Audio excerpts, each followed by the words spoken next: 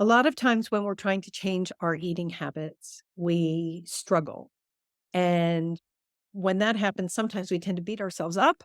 We say we have no willpower and we just say all kinds of unkind things about ourselves that really aren't true. However, one thing that does come into play is that many of us are engaged in something called mindless eating instead of mindful eating.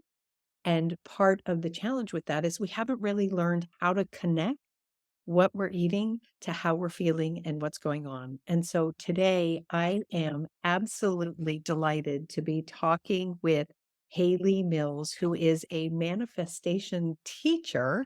And she's going to help us break this down so that we can learn to break that cycle of bad habits and negative talk and focus more on having the life that we want to live and a nourishing diet. Hayley, thank you so much for being here. No worries. Thank you for having me. Hello from Australia. Yeah. And, I love that we managed to connect halfway around the world. Yeah. And really, it kind of goes without saying, this is not an issue that belongs to any one culture over any other. This is a human thing. We all need to learn how to be more mindful about what we're doing.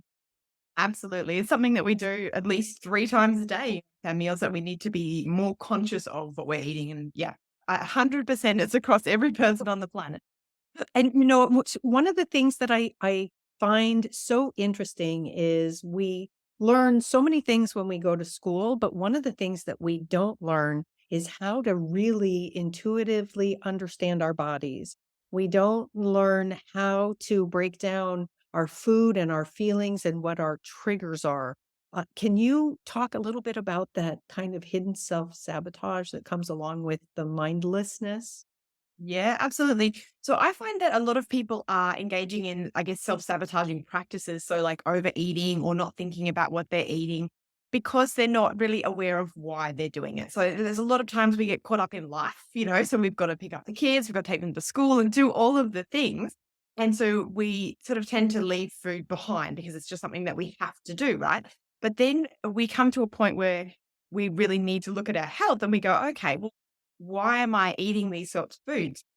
So what I would love people to do is to think about why are you eating certain types of foods, the bad foods, let's say. And when you reach for something that's not necessarily good for you, think about why you're doing that. So stop, put the food down for a second and say, what is the feeling behind this? What am I feeling angry? Am I feeling upset? Do you know what I mean? So it's Mm. starting to actually be a little bit more mindful, like you mentioned, but about why we're doing it.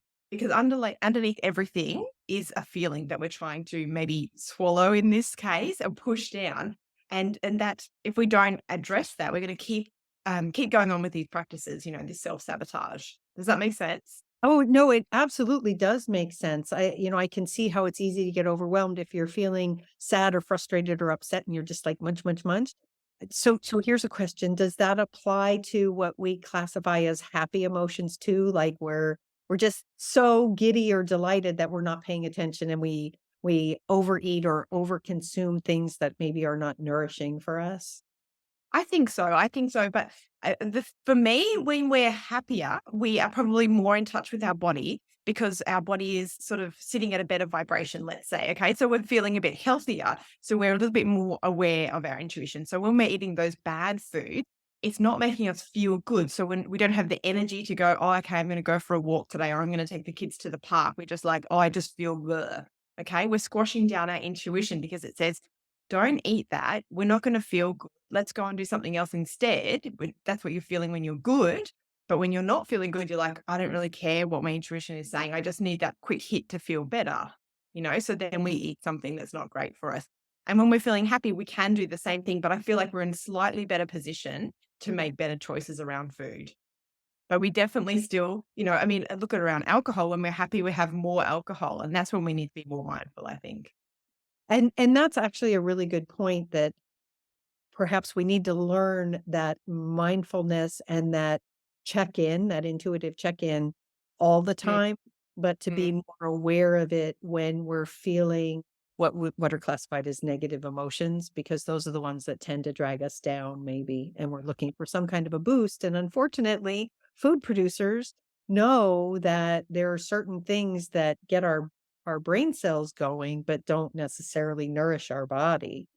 Yeah. But I mean, And if you so think about alcohol, you can think about when we're having too much, it's because we're trying to, maybe we're feeling overwhelmed or we're feeling that there's so much of something. So alcohol will depress that. And, similar case with food. So we're trying to cope with a feeling that we don't know how to cope with.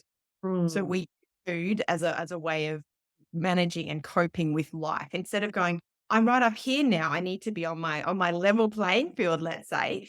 Um, but it takes some work to get there. I have to deal with that feeling. Oh, I'm not ready to deal with that feeling. I'll eat or I'll do something else instead.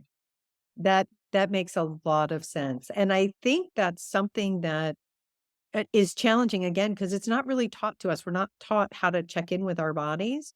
And I know one thing I see a lot in my practices, people using that negative language. Oh, I'm a loser. Oh, I have no willpower. So how do we change that language? How do we shift that? I think it's you mentioned awareness is the first step, which I always say to people, if you're not aware of something, you can't change it. Okay. And even if somebody else tells you, until you recognize that and take that on board, you're never going to change because it needs to come from you. It needs to have you need to have that intention of going, okay, I'm going to pay attention to what's going on. And then it's about changing the language around food. So when I say language, I mean internal dialogue as well. So it's instead of putting yourself down for things, you can go, okay, I'm going to change this. That's interesting. Noticing it, then you can start to change it and start to praise yourself a little bit better. When you do one thing that's different, celebrate that, celebrate the wins. I like to say to people, celebrate all the wins because they all add up. Plus, you start to feel good. Oh, I did one good thing. Yay, me. It might only be a small thing, but that's great. As one small thing is better than one nothing. Absolutely. And I love that concept of celebrating even the small things. I think a lot of us have this habit where we don't celebrate. It has to be a big thing to be worthy of celebration. And so Yeah, learning to celebrate the small things and to take those small steps, I can see how that would be really powerful. Y absolutely. one thing I'd love for you to share, you call yourself a manifestation trainer, and so can you talk about that concept of manifesting, of how we do that and how we can incorporate that? Yeah, well, we all manifest every day in our lives, I believe. I think we all have created this life that we're in. Whatever you've got is because that's what you've wanted. Okay. So manifestation is just about harnessing that and going, what is it that I really want? So rather than living on autopilot and going, okay, I'm just going to do all the things, actually sitting down and going, what do I want my life to look like? And if we're talking about health and eating, it's okay, what does that look like for me? Okay. And then defining that, getting clear. So I have 5 steps that I work people through, but the first one is getting clear. So it might be, okay, I know that I want to eat better, or I want to go to the gym, or I actually just want to do yoga and incorporate that with my diet. Whatever that is, you need to find that for you. Okay. And then we need to live in alignment with that. So it's okay, if I do want to be healthier and if I do want to eat good food, well, then I need to change my behavior around where I'm shopping or what I'm eating. Or if I'm going out 3 nights a week, maybe I can pull that back to 1 or 2 nights a week to start with. So that's what it means. It basically just means doing the things to get what you want. You Sure. know?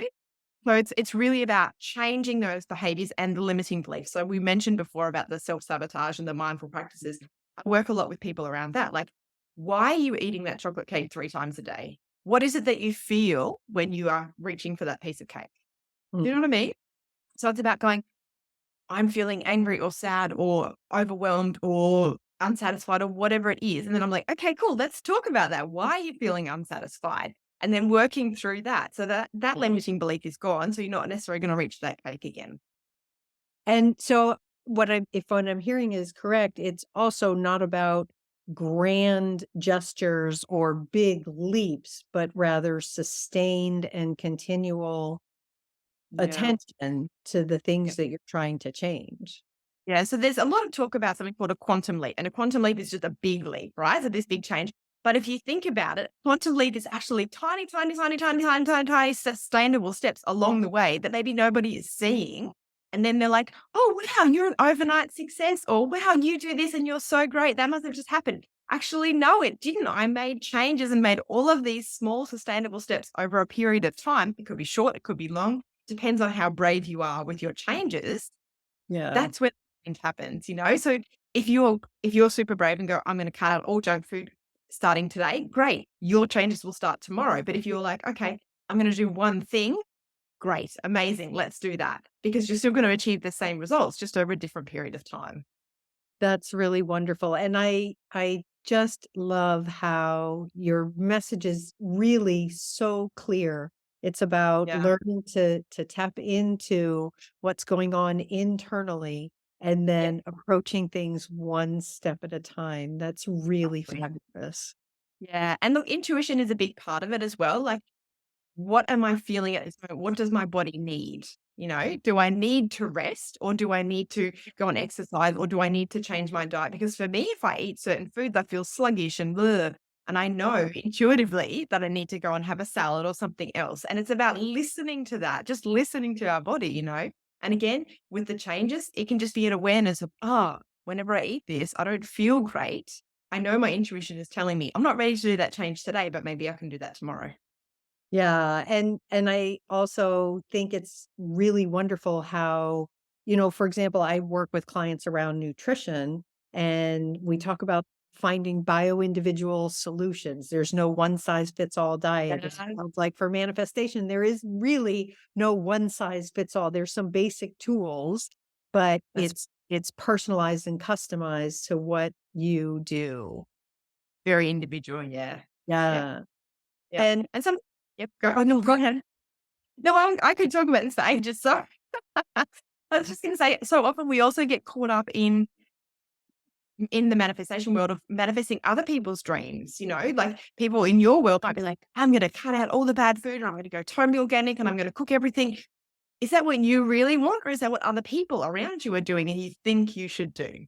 You know, maybe for you, it's around, actually, my family is really important. I want to cook them at least one meal a day. We're going to sit down, we're going to eat it together, and that's how we're going to start. That's what's important to me, you know? So don't get caught up in what you see on social media, what everybody else is doing. It's about what works for you and your family or your group. That's really beautiful. I love that. Hayley, you've given us so much to think about. This is really wonderful. And, I love that it's really very straightforward. It's about tuning in and then making those small steps. So thank you for sharing your wisdom with us. And thank you so much for helping us sort of develop a deeper awareness. For Mm. anyone who is watching, Hayley has a wonderful website. She's got some free resources on the website. I'll make sure to put the link down below so you can check it out, get connected with her, and learn how you can begin to manifest those changes and make beautiful, vibrant successes happen in your own life. So, Hayley, thank you so much for joining us. For everyone who's watching, thank you for being here. And remember, in all you do to make today a healthy day. Bye, folks.